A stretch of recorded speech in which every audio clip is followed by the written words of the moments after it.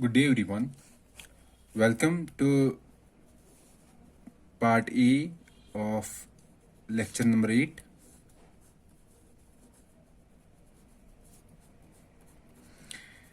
In our lecture 7, we discussed about the RISC-V instruction set architecture. RISC-V, we discussed assembly instructions. Okay, and how many such instructions we discussed? 37.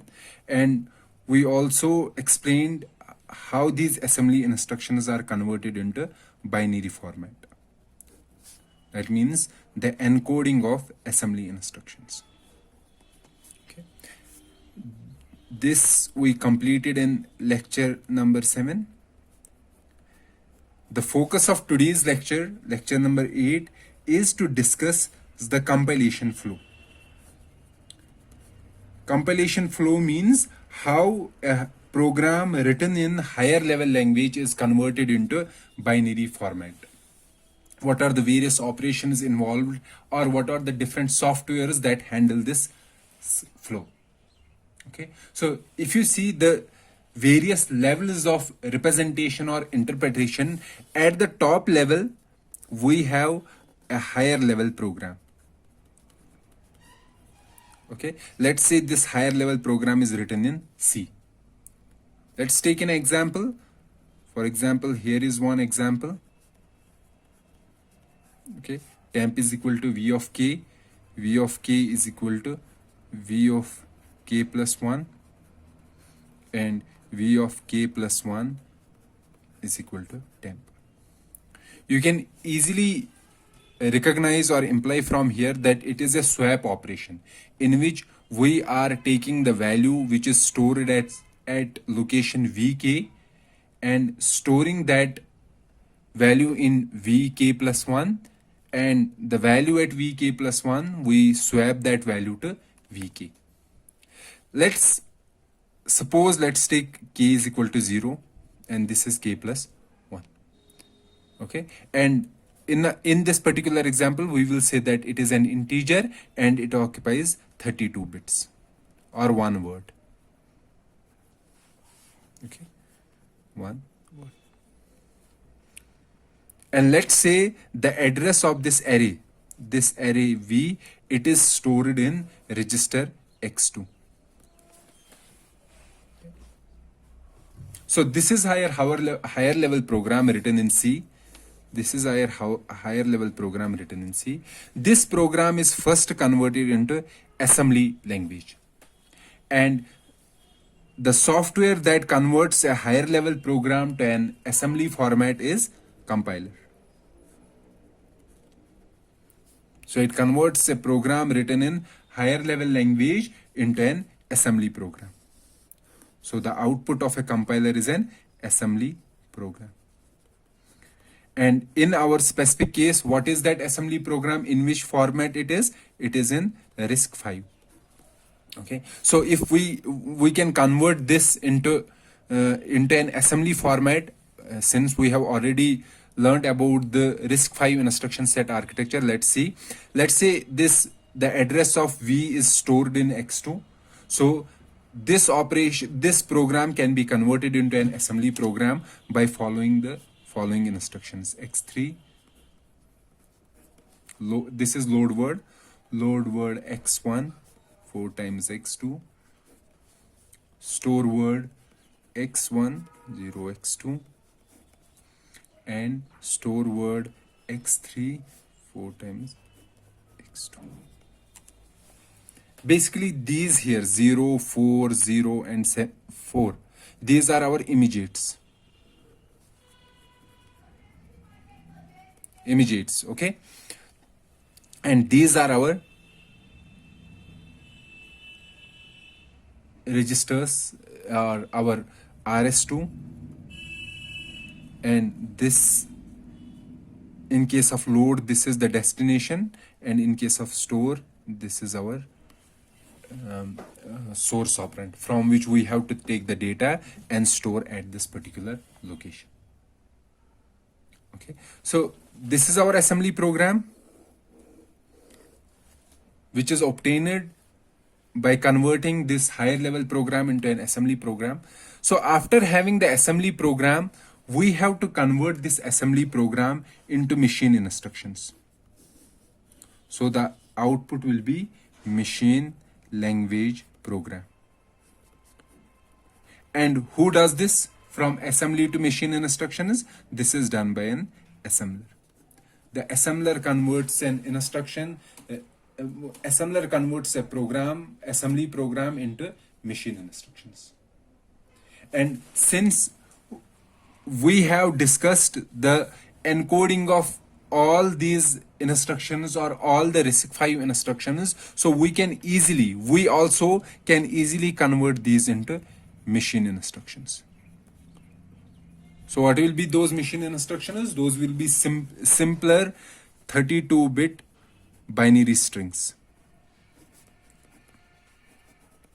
Okay. So after we get the machine language program, yes, this machine language program is then run by our hardware. Okay. And these two things, compiler and assembler, these are the two important softwares that help us to take a higher level program written in higher level language and convert it into the machine understandable format, that is machine language program. So we have to discuss the flow that is followed in converting a program written in higher level language to an assembly program or machine instructions. So basically we are here. So these are the two parts of discussion of today's lecture. We will discuss how compiler, or let's leave the compiler. We will briefly discuss about the compilation process, but we will see how an assembler converts an assembly program into a machine instruction, machine language program. Okay, so this is the main focus of this lecture. The main focus is, as I said, is the compilation flow, or we can say the main focus of this particular lecture is the translation of a program. Okay, steps involved in translating a program written in higher level language to a machine language program. Okay, before discussing this translation, what are the steps involved? So you may be well aware that for converting a higher level program to a machine language format, there are two different methods by which we can convert a higher level program to a machine program. One thing is we called as interpreter, and another one is called translator. Okay, what is an interpreter? Interpreter, basically what it does, it directly executes a program in the source language. What does that mean? It takes the higher level program, it takes it line by line. So it takes the higher level program line by line, converts this particular line into machine format and executes that particular instruction. Okay, so interpreter converts the program line by line and executes them line by line. However, translator takes the entire program as input and the output will be a machine language program. So the difference between a translator and interpreter is that interpreter takes the source program written in higher level language and takes one line at a time as input, converts that line into machine format and executes that particular line. Then moves to the next line, takes that next line in higher level language as input, converts that into machine language format and executes that particular line. However, translator converts a program from the source language or higher level language to an equivalent program in another language. Okay, one translator is compiler, which converts a higher level program into assembly program, and another translator is assembler, which converts an assembly program into machine language program.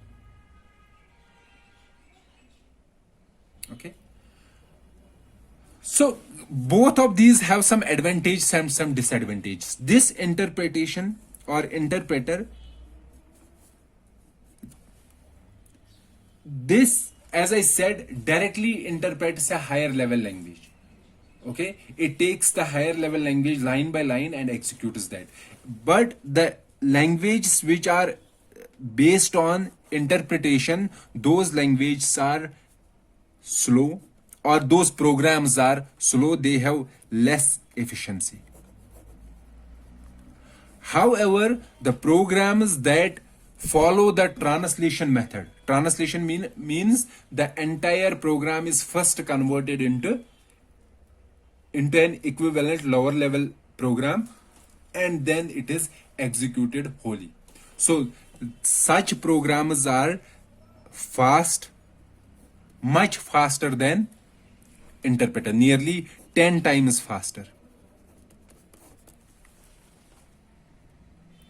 Okay. However, interpreter, as I said, they have less efficiency, but the code size is very less code, and interpreter is very close to higher level program. So as a result, it gives the errors, it gives the error messages in much better format as compared to a translator. And some of the languages that follow the interpretation method are the Python, Venus. They are some of the language that follow this particular method. However, most of the language, you can see most of the much efficient languages, they use the translator based method. For example, C is there, C++, Java. These are the languages that are based on this particular scheme, translation scheme. And Python, Venus, they are the languages that follow the interpretation scheme. There are some other advantages of translator as compared to an interpreter. For example, using a translator, a developer can easily hide the program source code from the users. So this is mainly used in case of proprietary softwares. Okay, so the developer can easily hide its source code. The developer will only provide the final output file or the final machine language program. And from that machine language program, you cannot reverse engineer to develop a higher level program. So translation or compilation helps hide the programmer source from the users. Okay, and interpreter, most of the programs or most of the softwares written in the interpreter based language, their source code is open, it is available to everyone, so anyone can see whatever there is in the source code. So if we require a higher performance, more efficiency, then go for a translated or compiled code, for example written in C, C++, Java.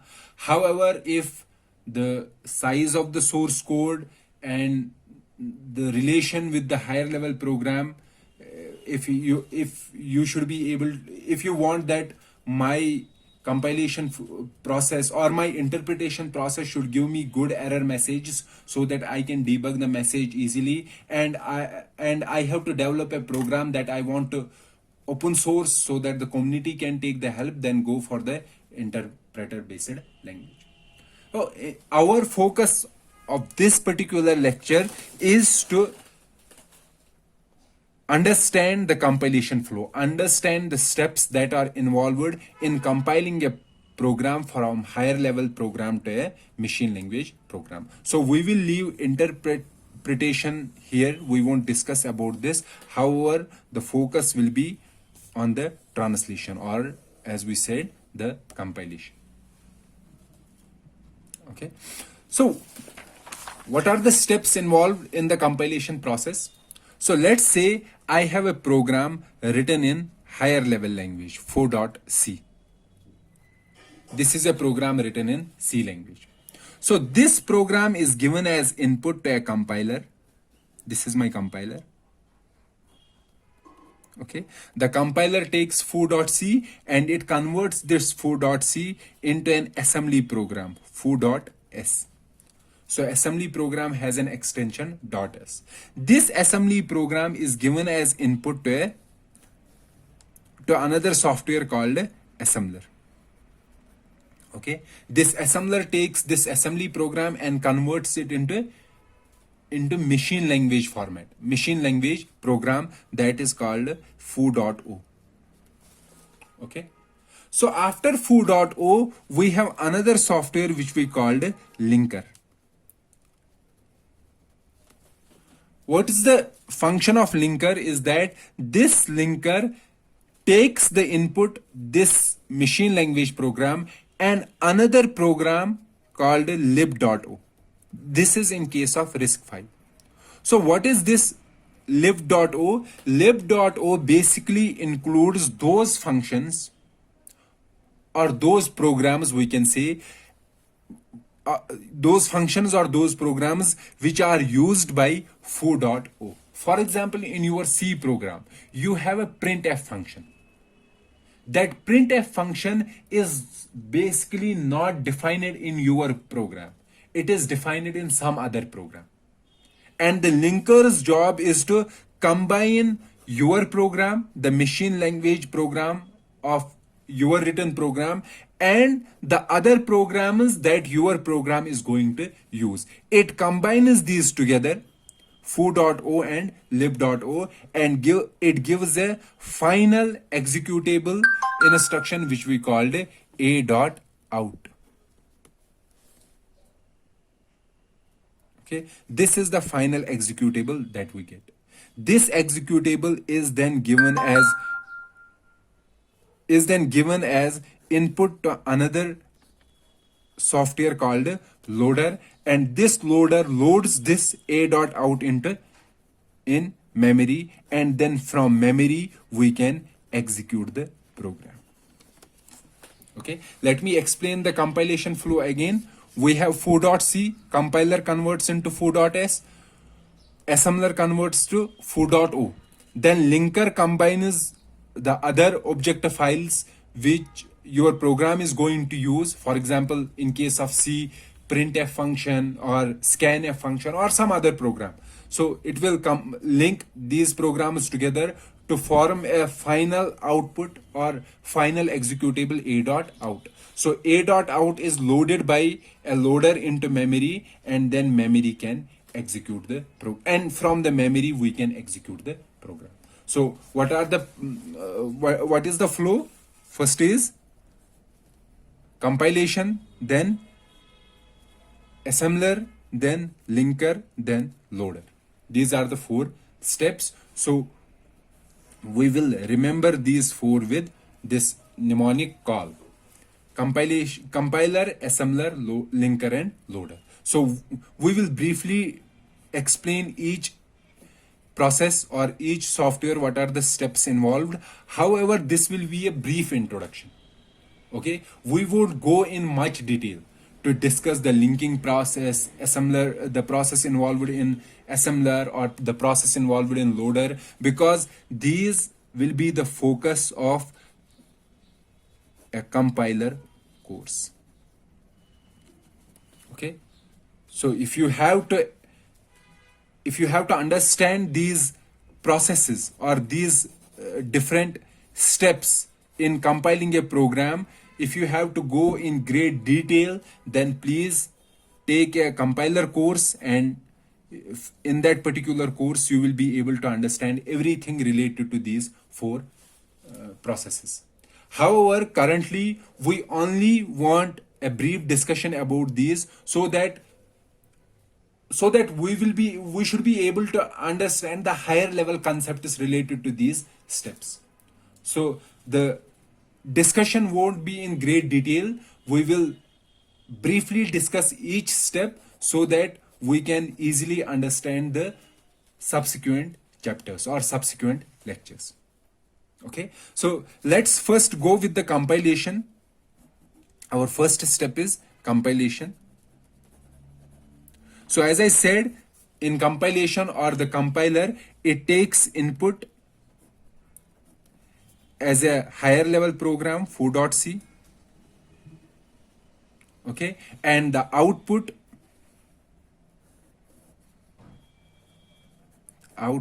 is an assembler program called foo.s.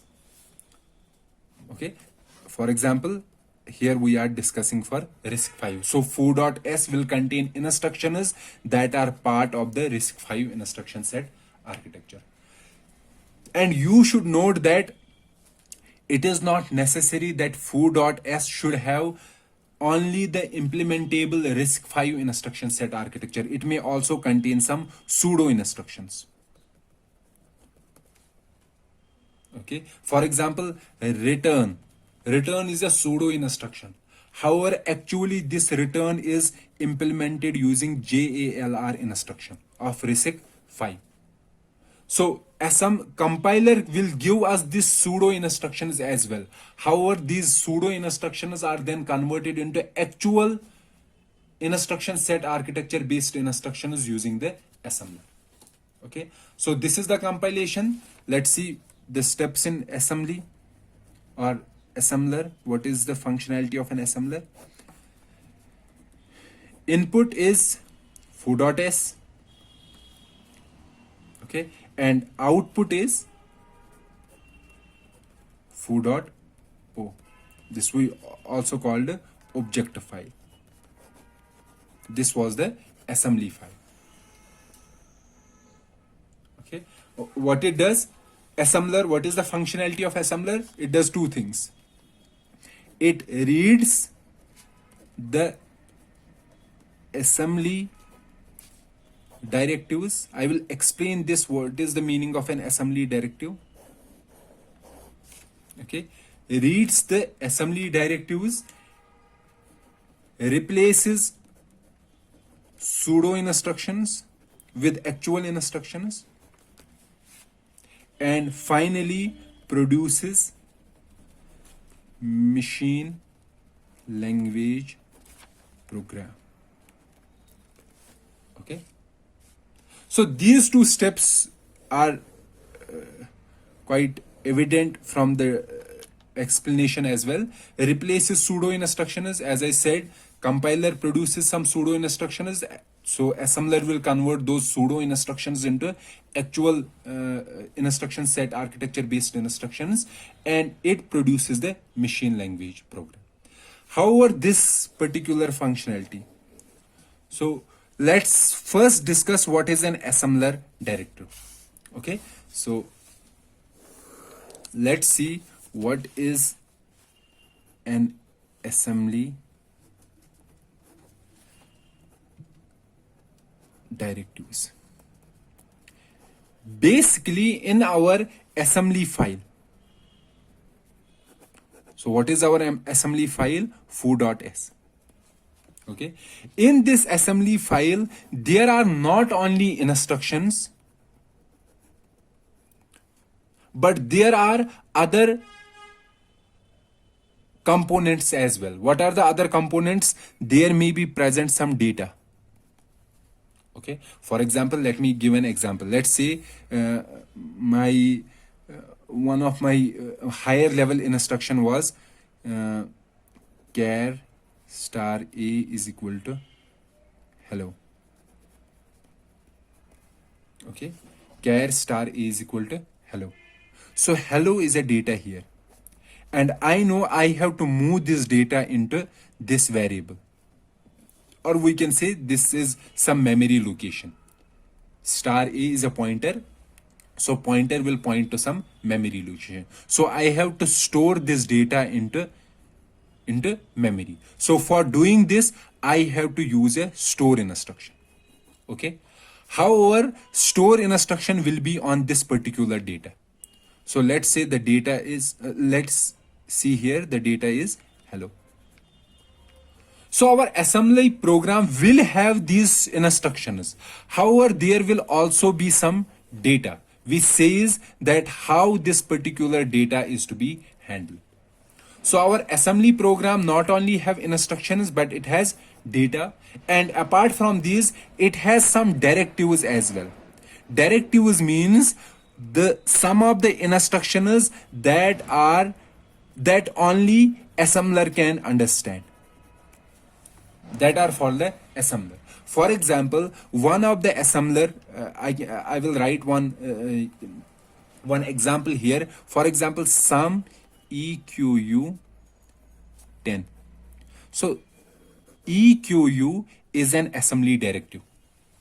Okay, it tells the assembler that wherever in the program there is sum, replace that sum with this value, with 10. Okay, so assembler will first replace this sum with 10. Okay, and then converts the program into machine language format.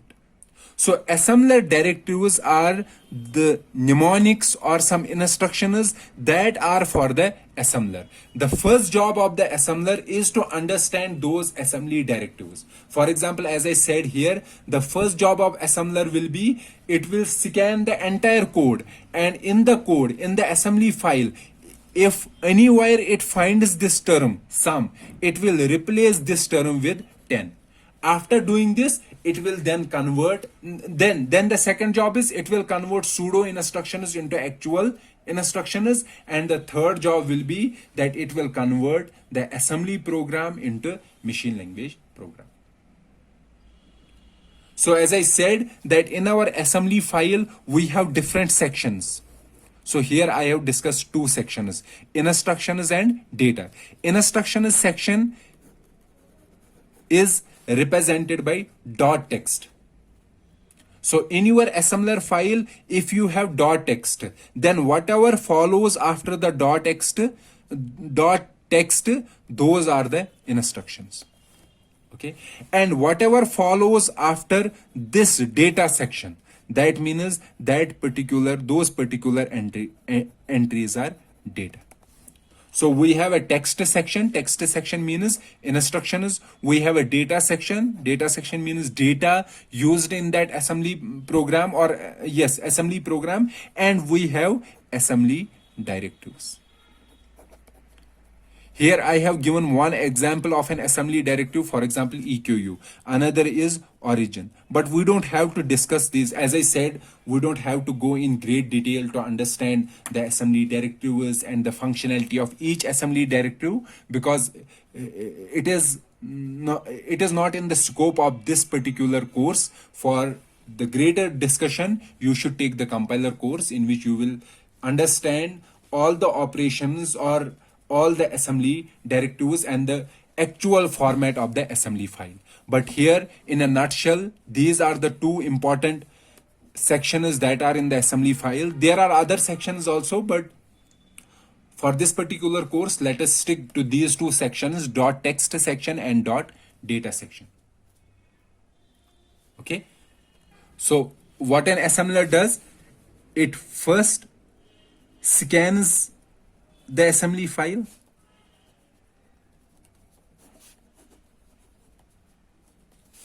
Okay, scans the assembly file, and in this scan what it does, converts pseudo instructions, okay, executes assembly directives,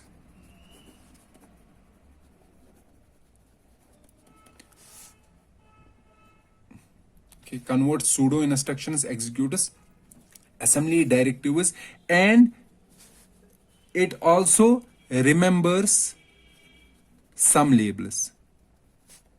For example, in our program, this is our program. Let's say add r1 x1 comma x2 comma x3, add x1 x5 x4. Let's say I have a branch instruction. Let's x2, x4, comma, and I want to branch here. Okay, how in my assembly program should I give this this here offset that I should branch to this location? Basically, in assembly program, this direction is remembered using labels. We write a label here. Let's suppose label. So here I am writing label. So this assembly instruction will say that if x2 and x4 are not equal, then go to this location, branch to this location, then start from this location. Okay, so I am saying here that in an assembly program, if you have to branch to any location, you have to give a label to that particular location. However, if when we convert this assembly program into a machine language program, this label should be what it should be.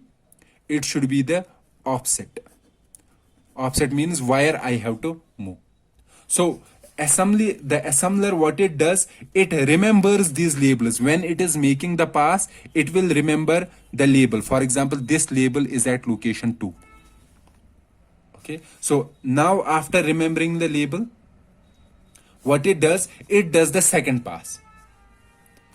In the second pass, what it does, it converts the instructions into machine language format, and it also replaces the labels, these labels. This label is here with actual values or actual offset. Okay, so you have to understand that for converting a machine assembly program into machine language program, we have to do 2 passes. Okay, we have to scan the assembly program 2 times.